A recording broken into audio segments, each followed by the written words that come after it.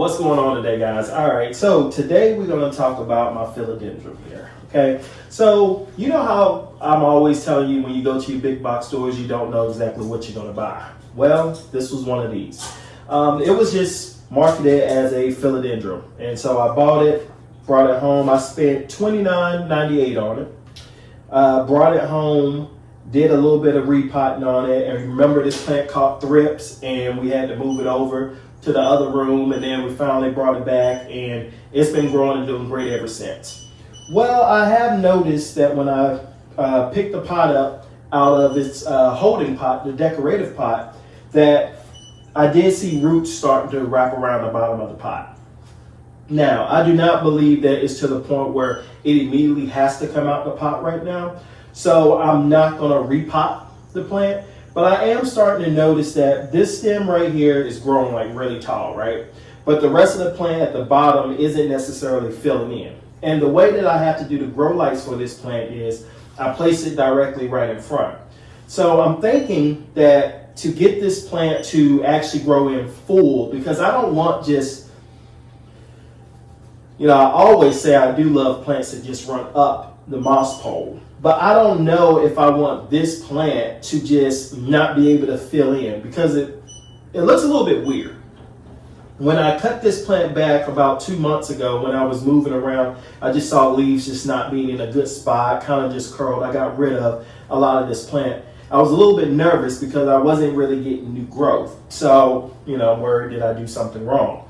Well, now the plant has new growth coming. I even see some down here. So I know also some down here. So I do know that the repot went great and there's nothing to worry about there. But now I'm just worried about the look of this plant. And I don't know exactly how I want it to look now.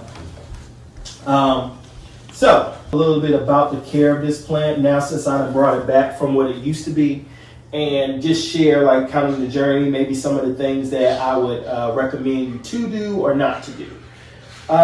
First, the plant is in a real chunky mix. Our chunky mix, I'm always using perlite, cocoa husk, orchid bark, horticulture charcoal, and some indoor pot mix. You all know how I feel about your indoor pot mix. I'm not really big on telling you what brand specifically to get, because if you mix it with the ingredients that I'm giving to you for the chunky mix, you'll be fine. It doesn't matter how cheap or expensive it is. However, I will say, the more you pay for, you will get better quality. I mean, we all know that. Just think about just regular life in general. If you pay a little bit more, you get a little bit better services with that. So you will get better, rich soil if you spend a little bit more on it. But if you don't have that to spend, or if right now you're just trying to focus on how to make a good mix so your plants can actually thrive, just go for a cheaper one.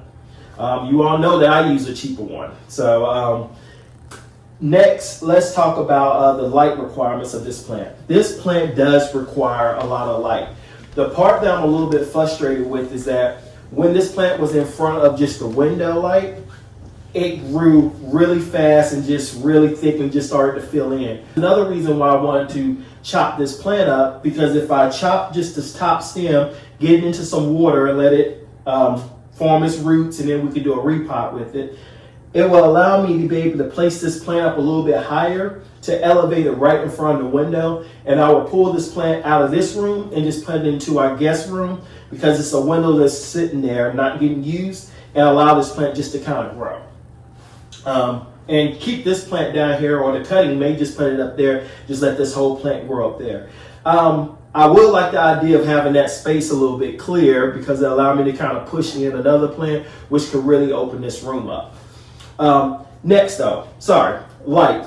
Light is about 8 to 12 hours of grow light or sunlight. Now, I will say that when the sunlight does come in on these leaves, you would notice where it hits. So it does not like sunlight hitting the leaves. Now, maybe for like 1 to 2 minutes, I'm guessing, but mine was, it at least sit directly like 30 minutes in front of it. Almost all of my plants that are in front of windows, they can take direct sunlight. Like Signoniums can, Monsteras can, Some philodendrons can, because I actually have the tree philodendron out there in the living room that takes direct light too, and it does fine. But maybe it's just this one that doesn't. And again, I wish I knew the exact species of this philodendron.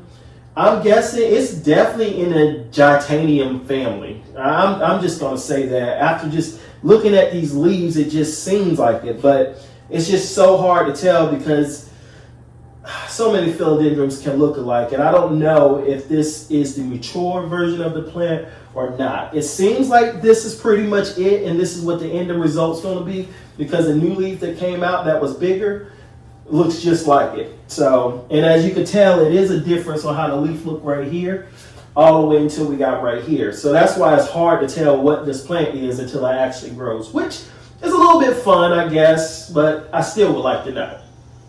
So if you know, or you think you know, put it down there at the bottom. As far as pest goes, this plant did get thrips, but that was because of me just being careless. And I let my tools kind of just cross-contaminate, and boom. I have cut many of pieces from this plant. I have pieces of this plant everywhere. I've given it to my mother-in-law. I have like, I have one right here.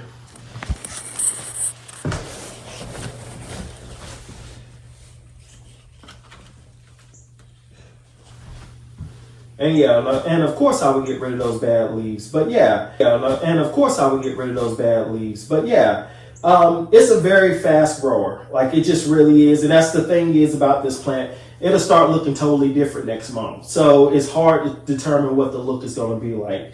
I will say though, definitely since I did put it against the wall, you can tell that this back is completely flat and that the plant is not trying to grow behind there. So I do have some type of pattern, or I have established some type of growth habit that I am happy with, because I do want this plant just to be a forward-facing plant.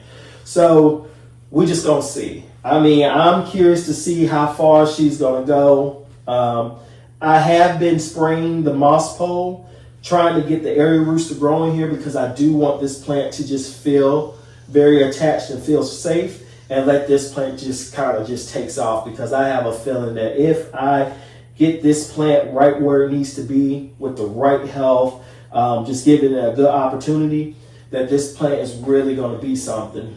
Because if I let this out, the plant will go everywhere. And that's another method of me trying to train the plant, was just kind of taking everything and kind of just pushing it and shifting it away.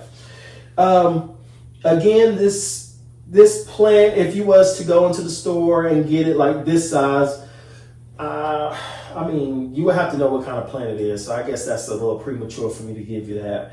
Other than that, guys, I really do enjoy this plant. It always surprises me. Sometimes I look at it just like, you're just a monster, you know? And then other times I look at it as like, how can I make you bigger? You know? So, yeah.